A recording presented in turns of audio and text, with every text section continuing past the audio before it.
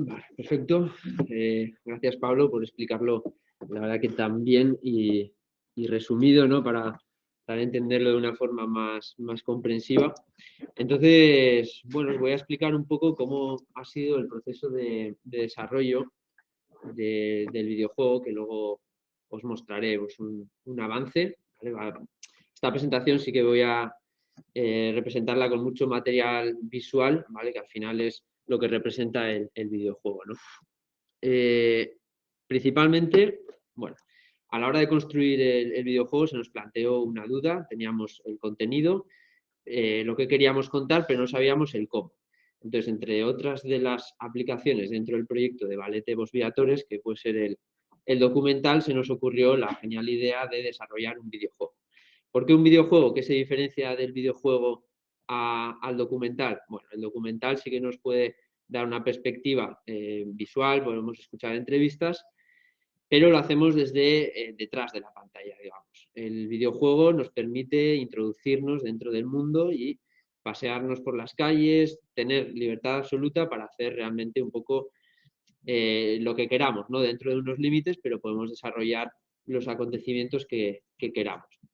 Todo eso requiere un planteamiento, una idea principal, luego ir desarrollando los primeros bocetos, las primeras imágenes, los primeros personajes. Lleva un desarrollo bastante completo.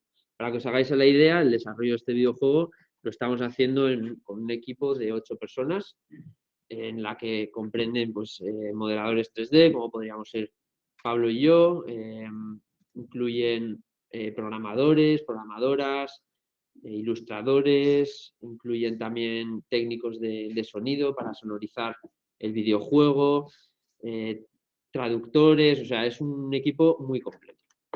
Entonces, bueno, vamos a ver un poco esa idea principal. Empezamos, me acuerdo allá por febrero de hace un par de años, como dijimos, bueno, pues a ver cómo vamos a empezar a esa idea general, ¿no? Entonces, establecer un género de juego, qué tipo de género o qué tipo de juego va a ser, ¿no? Pues una historia de aventuras en la que tengamos una serie de misiones y claro, como cualquier videojuego, el jugador necesita un entretenimiento. Entonces, eso fue también un reto porque cómo aplicamos esa tarea, ¿no? de cantería o de epigrafía a un proceso de gamificación en el que el jugador vaya avanzando. Bueno, es un proceso bastante complejo. Y bueno, se nos ocurrió que, luego veréis en la historia, nuestro jugador, bueno, el jugador, nosotros mismos, necesitamos desarrollar una serie de piezas. Nosotros tenemos nuestro propio taller y ahí nos indican los clientes qué es lo que quieren. Nos piden una serie de trabajos y nosotros tenemos que elegir desde el tipo de piedra. Según la localización en la que estemos, pues será más característica una piedra, tendremos otra variante de piedra que igual no es tan propia como podría resultar, o una piedra propia de ese lugar. Entonces, ¿qué ocurre? Que ponemos una serie de trampas que si eliges la piedra incorrecta, bien por el tipo de dureza o por la localización que no es la adecuada, te resta una serie de puntos. Si el trabajo lo haces correcto, necesitas también desarrollar tus propios colores. Y todo queda muy bien explicado gracias al trabajo de los expertos que nos han explicado también, porque no es mi especialidad, pero he aprendido muchísimo con este proyecto.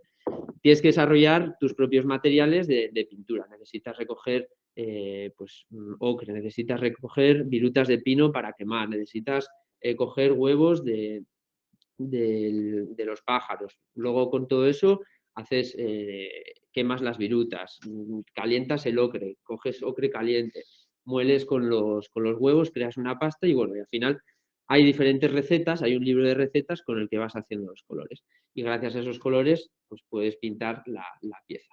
Si tu trabajo es correcto, lo que conseguimos es una bonificación y si tu nivel de prestigio como artesano es X, pues puedes avanzar a la siguiente ciudad y así continuamente.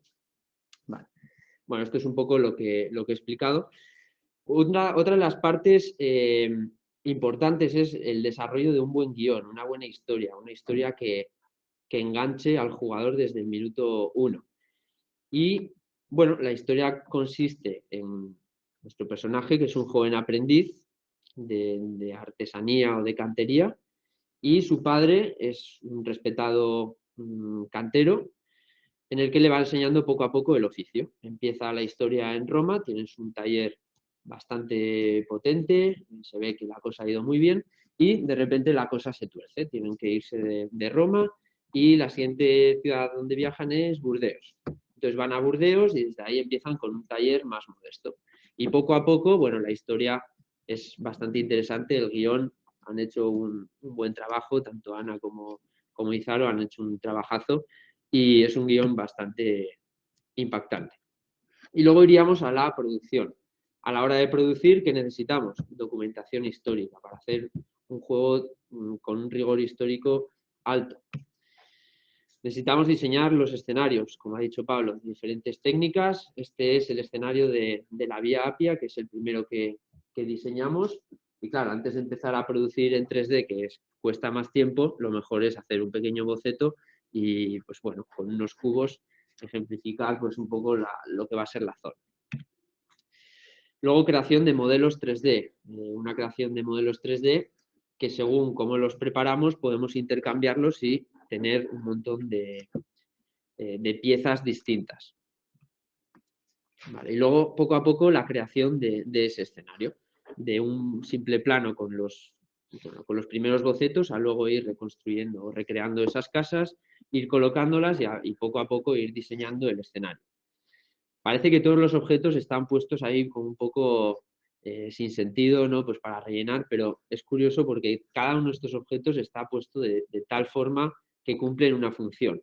Esa función puede ser o limitar el espacio de juego, porque no podemos hacer un mundo infinito y de cierta forma tenemos que poner una serie de obstáculos. Y bien pueden ser, pues, esta zona de piedra de aquí, pues, no tiene otra utilidad más que delimitar un poco lo que es el escenario de juego.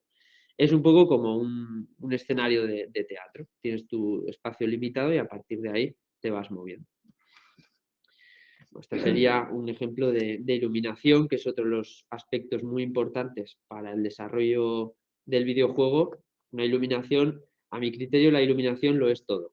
Mediante la iluminación puedes llegar a transmitir y eso es un poco lo que hemos intentado conseguir transmitir, pues, un día, en este caso, soleado, con una luz intensa, que sea un ambiente todo un poco más cálido y familiar.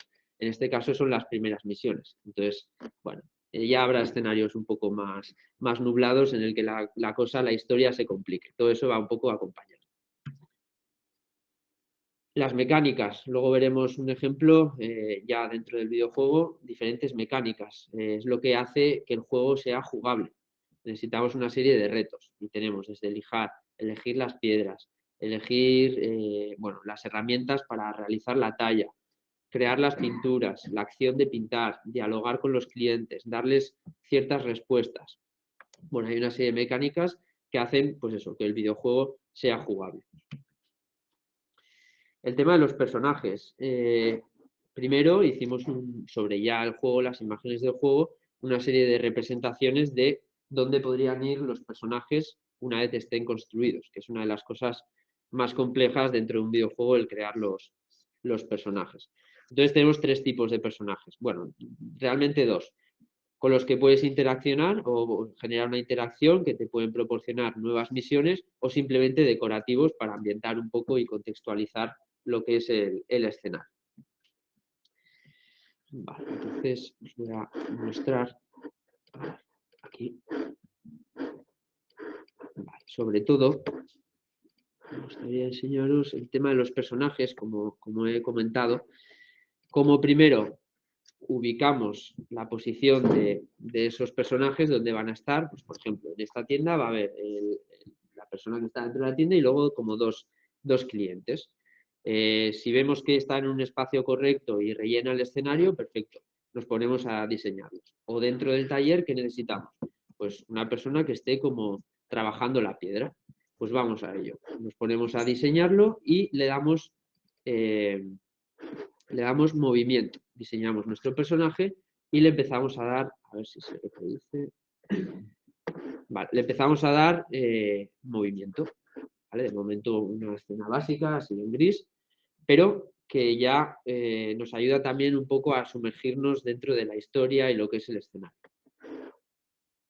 Luego ese personaje ya, digamos que lo vestimos, le damos textura, le damos color y ya ubicamos lo que es la pieza.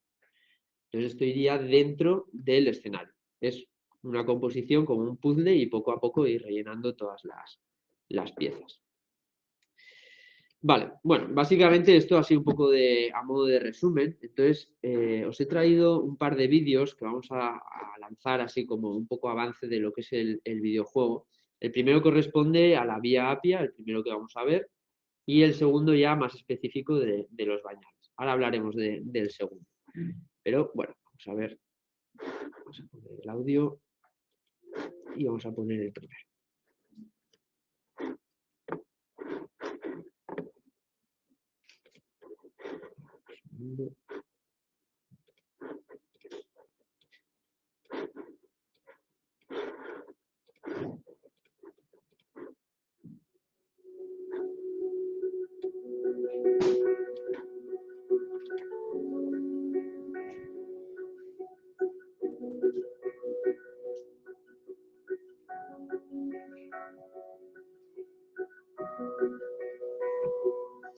Este sería ese personaje que hemos visto, nuestro padre, con el que nos va indicando las primeras misiones y desde donde comenzamos nuestro videojuego.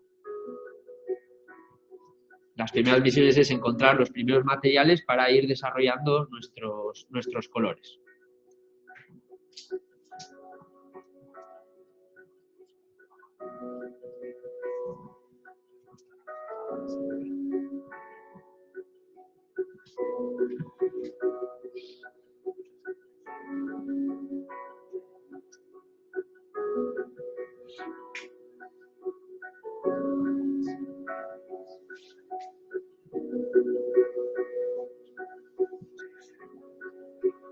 Ahí vamos recogiendo los primeros materiales, ¿vale? Es una de las primeras misiones porque el aprendizaje del jugador tiene que ser progresivo. No le podemos poner de repente a construir la mejor talla, no. Tenemos que ir enseñándole al jugador poco a poco qué es lo que tiene que hacer para conseguir en el futuro pues, la máxima misión, que sería pues, la pieza más compleja. O, bueno, no os voy a dar mucho detalle, prefiero que lo juguéis.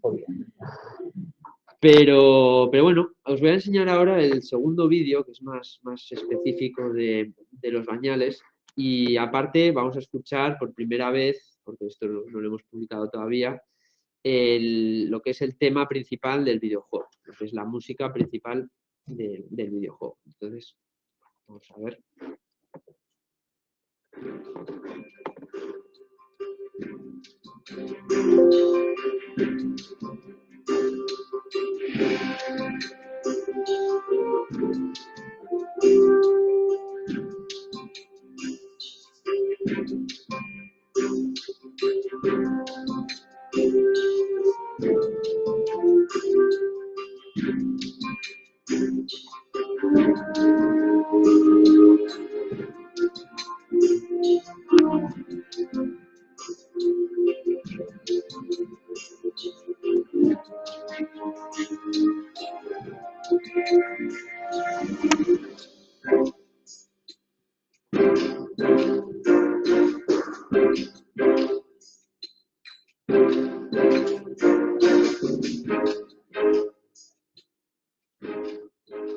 Sería un poco el avance con la música principal del videojuego. No sé si os resultan familiares algunas de las escenas o igual os cuesta ver un poco al estar reconstruido, ¿no? Quizás podríamos dar un paseo en el juego por ahí y bueno, si queréis ir comentando, pues podemos hacerlo. Entonces, voy a conectar, eso sí, me va a costar un minutillo conectar este ordenador de forma online para poder disfrutar del videojuego in situ. Vale, a ver si lo hacemos rápido.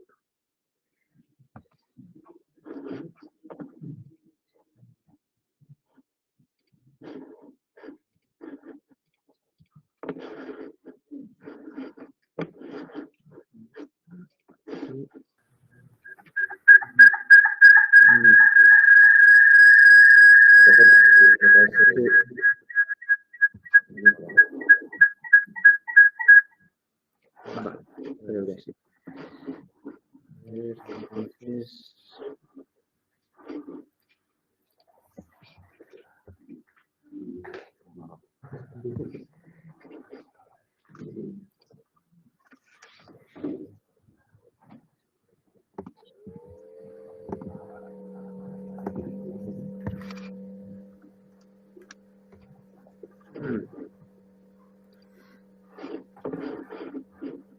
bueno, vamos a ver un poco más pequeño, ¿vale? Pero bueno, algo veremos del videojuego. Vale, entonces voy a poner la visión. Entonces esta es la ventaja que nos ofrece un poco el videojuego, ¿no? Hemos visto el vídeo, pero lo hemos visto, digamos, desde el exterior. El hecho de ahora poder jugarlo nos da libertad para movernos libremente por el escenario y poder realizar las misiones o algo que ya sea bastante interesante. Vale, justo esto.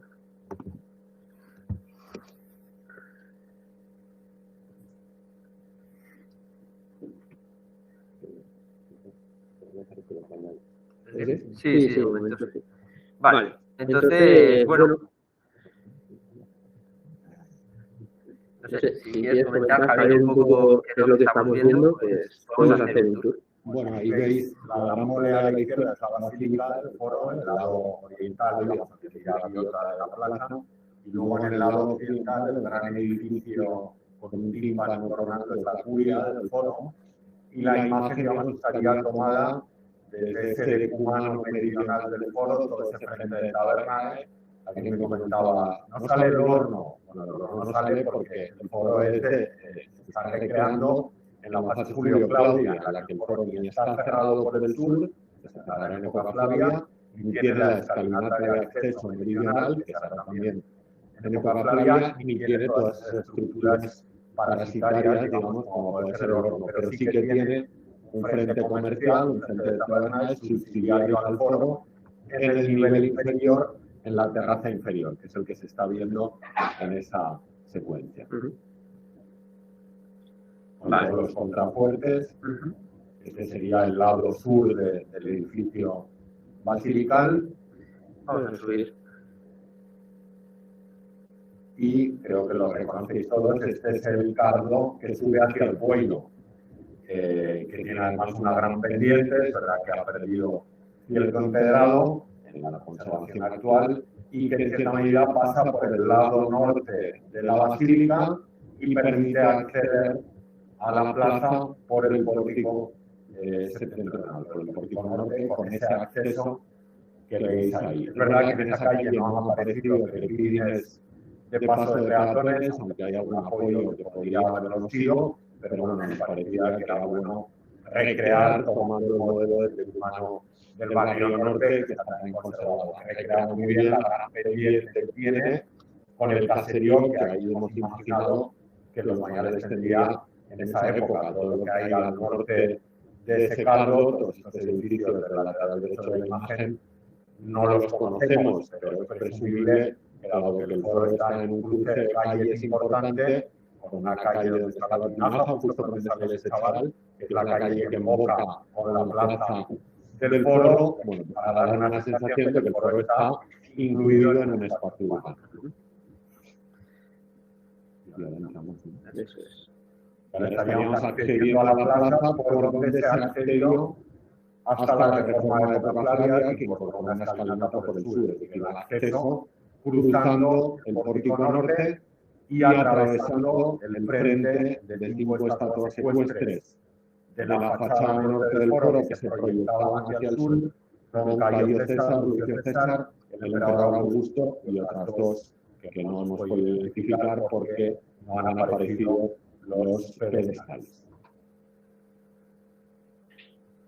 Claro, en el pórtico occidental, que es el que se veía un poco más cerca, que está viendo la curia, en el pórtico occidental os llama la atención, efectivamente, que todavía no están colocados los pedestales del ciclo de vehículos, porque ese es el momento en el que está tomada la recreación del foro, el momento en el que se va a producir ese cumplimiento de la demanda testamentaria del trono de vehículo, y una de las misiones es precisamente llevar a cabo ese desarrollo. Tampoco está junto a la curia, ese edificio probablemente es el tabularium, pero no está ni en el recinto de Pompilla Paula ni en el recinto de la Victoria Augusta, porque son de época Trajana y de época Flavia posterior. Durante el videojuego, en algunos sitios hemos tenido algunas evidencias históricas, el teatro de Burdeos es más tardío que la cronología de la historia, pero era un elemento que nos parecía que debía estar, pero aquí en los Bañales hemos querido ser fieles al escenario que tendría el Foro de los Bañales en los años 30 del siglo I después de Cristo. La basílica, con las dos puertas supuestas de acceso desde la plaza del Foro, de la que ya no conservamos todo ese ambulacro con el estricato de piedra, con el pavimento de piedra, y ese gran mirador que sería el Foro por el lado sur, proyectando la imagen del poder de Roma, la vía que pasaba al fondo del valle y por todo el caserío, que ya ahí es como un poco ficticio, pero que es verosímil que estuviera en la fachada sur, ¿no?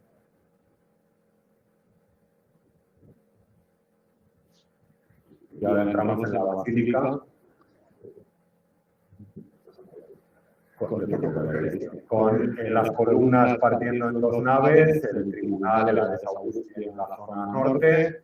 Bueno, hoy hemos recreado también las pinturas, pero como siempre insistimos, la basílica del Foro era el escenario por excelencia de la representación política y administrativa, es donde el gobernador administraría justicia cuando hubiera gira jurídica por la ciudad y por tanto sabemos que estaría ornamentada de elementos escultóricos, probablemente de mármoles y con los programas pictóricos de la época. Yo creo que esto también ayuda a que el videojuego se convierta en un recurso didáctico para que los estudiantes de arqueología, de cultura clásica o de historia entiendan cómo era la estructura y la dignidad de los distintos edificios que formaban parte de un conjunto forense.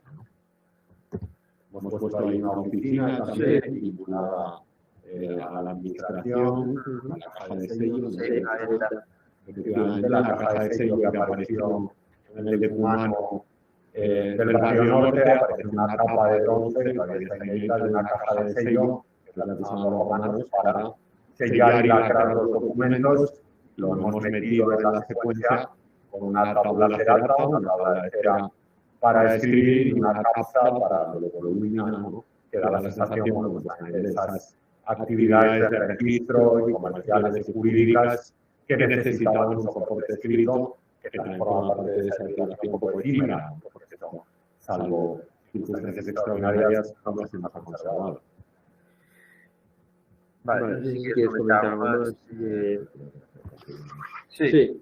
Pues bueno, qué mejor manera, ¿no?, de acabar un poco esta presentación del videojuego, que dando una vuelta por lo que es el foro, y mejor todavía explicado por Javier, así que bueno, yo creo que es una manera bastante bonita de concluir al menos mi presentación.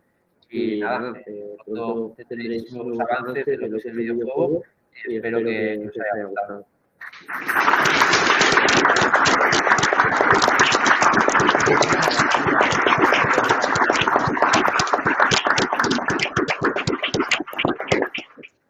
Bueno, pues sí que ha sido un extraordinario colofón, incluso para nosotros, y había algunas partes del foro que no habíamos visto. Abrimos, por tanto, el turno de preguntas antes de levantar la sesión.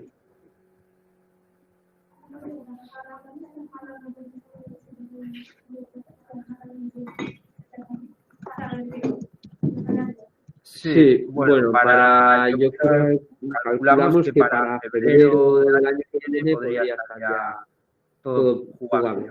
El plazo oficial, digamos, del proyecto tenemos hasta el mes de marzo. Pero sí calculamos que para febrero aproximadamente tenemos como mínimo la versión.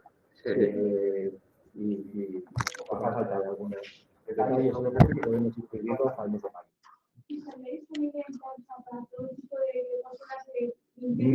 No, en cuanto a formatos, posiblemente solamente esté para PC. De momento sí. De momento.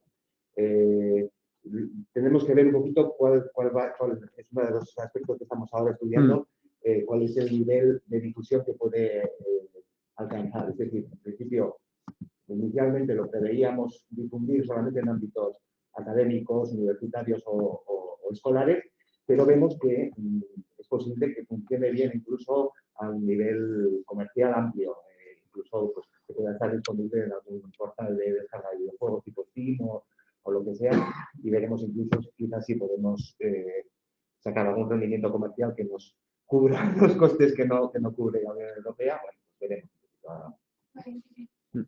Tenéis que estar atentos a los canales habituales de los bañales, porque ahí haremos esa landing page, ¿no? Para que, bueno, en el momento en el que la Unión Europea nos autorice a la difusión y revise toda la ejecución del proyecto, como tarde a finales de mayo o junio del 22, se pueda descargar el videojuego, y tenemos también intención de presentarlo en ferias y en concursos, porque, bueno, parece que gente que lo ha estado viendo del sector dice, pues bueno, que sería un videojuego perfectamente premiable en cualquiera de estas ferias, porque es muy exclusivo, no hay videojuegos sobre epigrafía, hay algunas cosas de arqueología, pero muy básicas, y bueno, eso también sería un reconocimiento al trabajo de recreación que han hecho, y yo creo que también un orgullo para todos los que formamos parte del proyecto de los bañales y para la comarca, ¿no?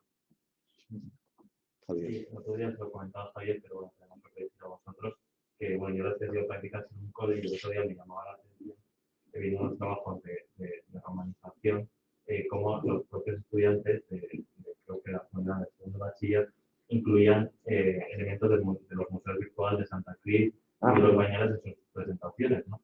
Y un poco la parte que tú comentas al principio, o sea, eso demostró, porque yo, o sea, yo lo vi, no es que yo estuviese invitado a ello, sino que al final eso llega a todo el mundo, incluso llega a la gente, no solo a los que estamos aquí, como puede parecer a veces, que bueno, al final todas estas cosas, con el patrimonio y tal, que al final sale de, ¿no? Con el trabajo que estáis haciendo, sale de donde estamos. Es una satisfacción. Diles a todos que se hagan followers. Esto sube para arriba, ¿verdad?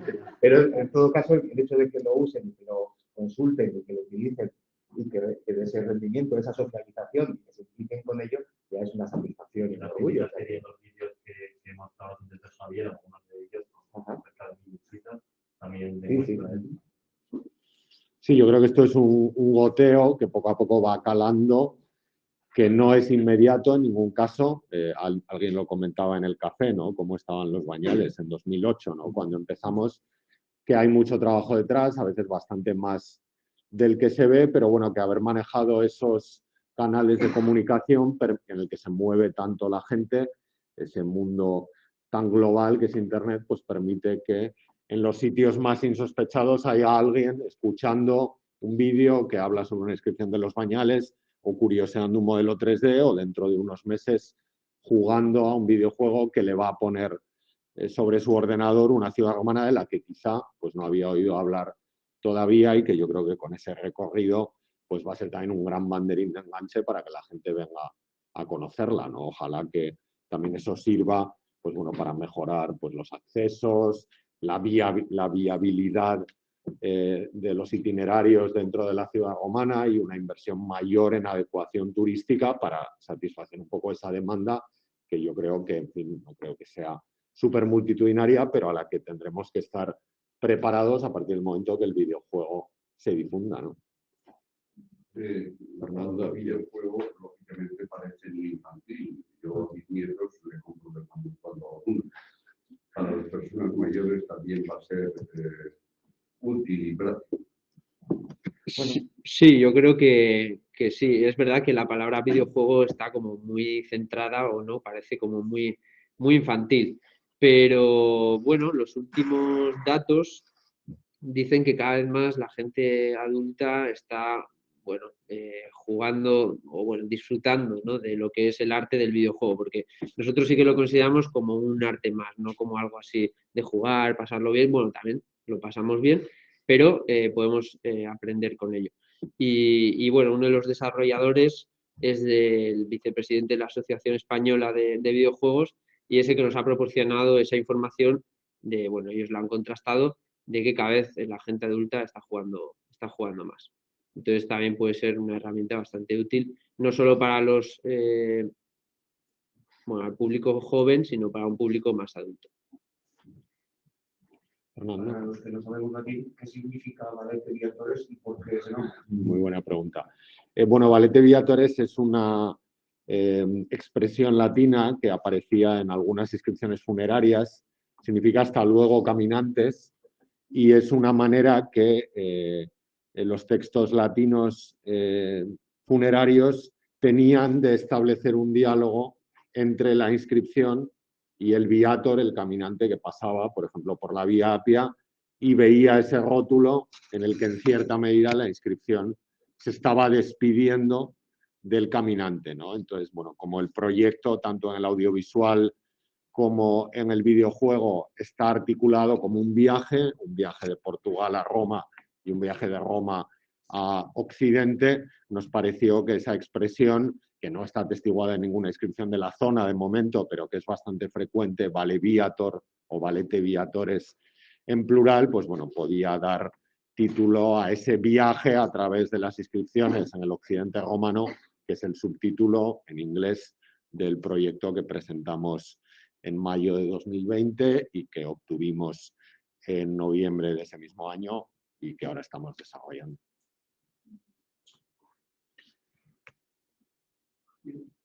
Pedro. Bueno, lo estamos desarrollando en castellano y en inglés, en los dos. Luego sí que estará, bueno, sujeto a que se puede modificar una vez ya ese primer lanzamiento. Si la demanda lo requiere, se pueden incluir todavía más idiomas. En el proyecto, de todas maneras, en los otros soportes, el audiovisual, la publicación, que va a haber también una publicación final, la idea ha sido el carácter multilingüe, o sea, que haya capítulos de la publicación que estén en francés, el museo virtual, las anotaciones de Burdeos están en francés, pero las de los Bañados están en castellano, pero las de Idaña están en portugués, porque creo que todos creemos que, como hablábamos estos días atrás, que el idioma de la Unión Europea tiene que ser ese carácter interlingüe, ¿no?, que nos permita hablar y entender esas lenguas que al final tienen todas el mismo origen, ¿no?, que es el que también trata de reivindicar el videojuego, ¿no? Una gran globalización y el proyecto, ¿no? Una gran globalización a través del latín y de las inscripciones como el primer gran medio de comunicación de masas que hubo en la antigüedad, ¿no? Y que Roma llevó a una expresión superior a la que habían desarrollado pues, otras civilizaciones en Oriente o en Grecia. ¿Alguna pregunta más?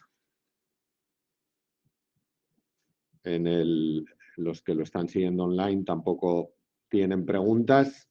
Por tanto, bueno, clausuramos esta jornada. Muchas gracias a la UNED de Gea por acogernos y al Ayuntamiento del Centro de Cinco Villas, Centro de Estudios Cinco Villas, por su apoyo, a todos también por venir y nada, seguimos trabajando para seguir colocando los Bañales y la comarca pues en la cúspide del patrimonio histórico, arqueológico y artístico europeo y mundial. Muchas gracias y buen fin de semana.